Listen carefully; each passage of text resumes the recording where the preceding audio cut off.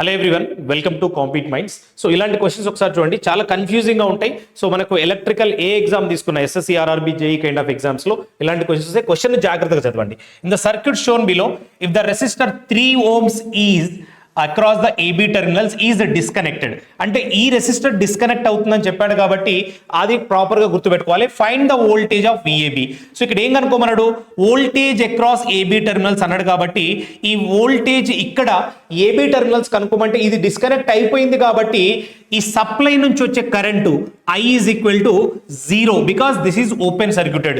ఎప్పుడైతే డిస్కనెక్ట్ అయిందో ఇది ఓపెన్ సర్క్యూట్ అయిపోయింది అంటే అక్కడ ఎలాంటి రెసిస్టెన్స్ ఉండదు, ఎలాంటి కరెంట్ ఉండదు కాబట్టి వచ్చే వోల్టేజ్ డ్రాప్ కూడా ఎగ్జాక్ట్ గా దీనికి ప్యారలల్ గా ఉంటుంది కాబట్టి సప్లై వోల్టేజ్ ఎంత ఉంటే ఆ వోల్టేజ్ కూడా అంతే ఉంటుంది. సో డైరెక్ట్ గా ఆన్సర్ మనం ఏ తీసుకోవచ్చు. Thank you.